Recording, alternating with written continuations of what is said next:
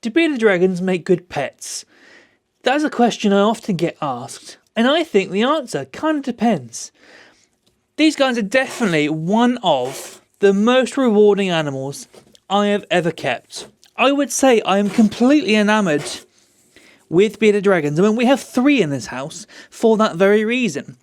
But that doesn't mean that they're easy. In fact, at times, I think bearded dragons are a lot of work.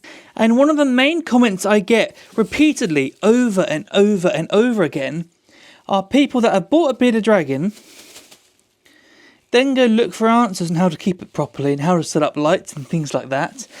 And the overwhelming comment that I always get is, wow, I didn't realise this was going to be such a big commitment, this is going to be so complex when I was buying the animal. Don't get me wrong, if you compare the care requirements and the level of effort and time and energy it takes to take care of a bearded dragon, and you compare that to a cat or a dog, it's nothing. A dog is so much work. It's the first time in my life this year that I've lived with a dog full time, and oh my god, is it so much work. But I find a lot of stuff with dogs is more of a like how much energy you're willing to put in compared to, am I keeping this correctly? Am I got the heating correctly? Am I doing this? Am I doing that?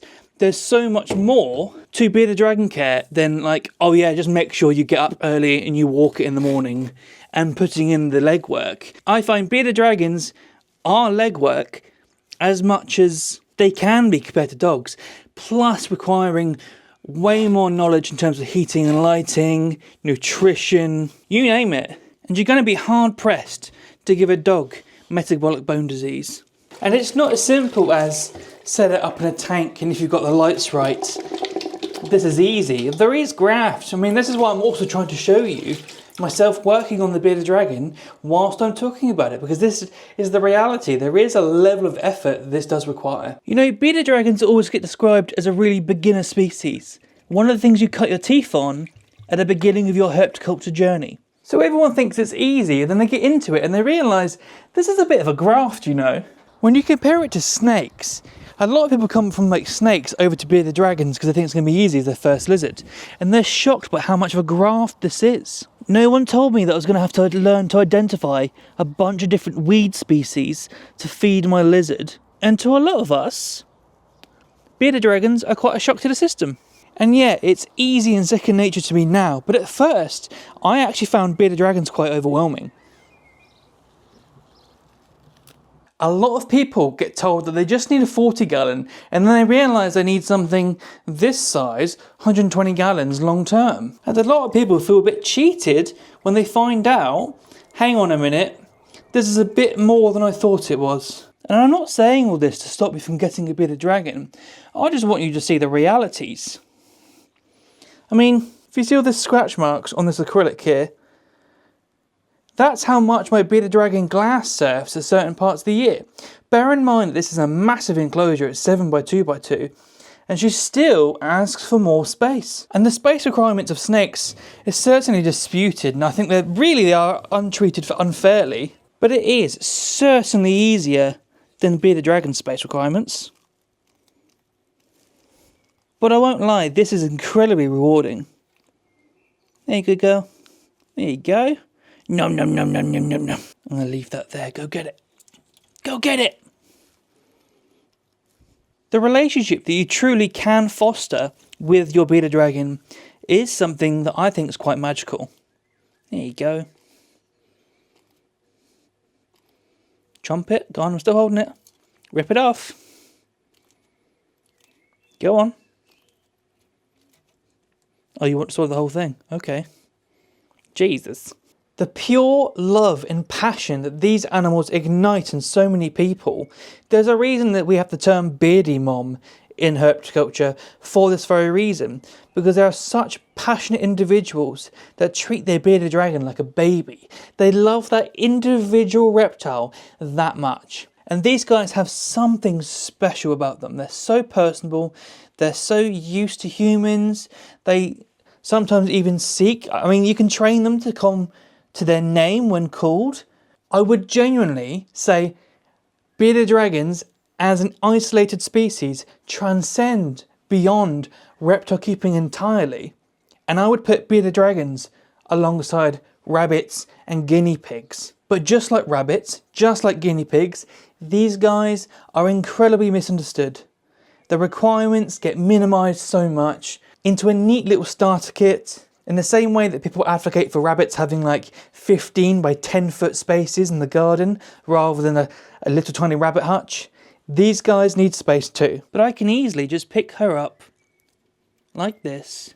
Hello girl. Can I pick you up? There we go. And she is good as gold. Such a good girl.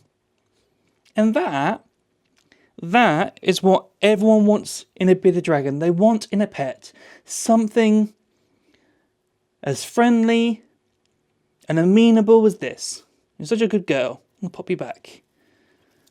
Sorry for disturbing you. The amount I must irritate this bearded dragon because I'm constantly filming her, putting a camera in her face, picking her up, moving her around, using her for photo shoots, and she just keeps on forgiving. Such amazing animals. Oh, now I've got to go clean the other ones. It is work. I mean, look at that big pile of poop right there. You've made a mess, haven't you, mate? An absolute mess. Or this girl. She's walked through her water bowl a million times and made it filthy, and then she'll surf on the glass and paint it.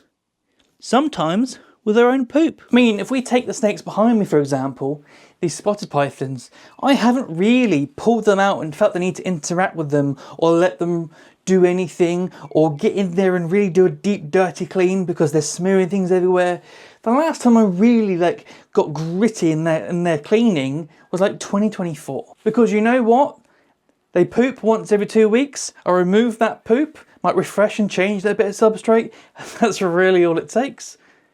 The bearded dragon, you are shoveling and shoveling and shoveling. But I do love them though.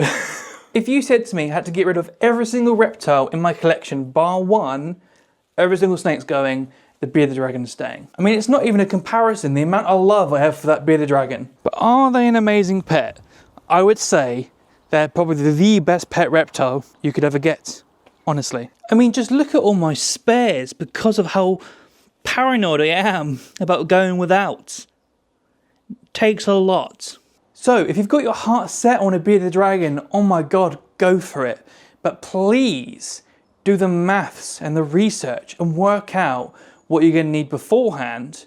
And if you even feel like you're even up to doing that or even want to do that, because it is a bit of a pain in the arse at times, I won't lie. I've made videos about how to make it cheaper, how to work out how much it's gonna cost, how much to feed, how to work out how much it costs to feed, and everything in between. So if you want to be the dragon, binge this channel, look through the content because I have got you, but just make sure that when you do get that bearded dragon, it's because you know deep down that you know what's up. Bearded dragons, really forgiving of beginner mistakes? Deserving of some of those mistakes? I don't think so. But are they a good pet? Absolutely.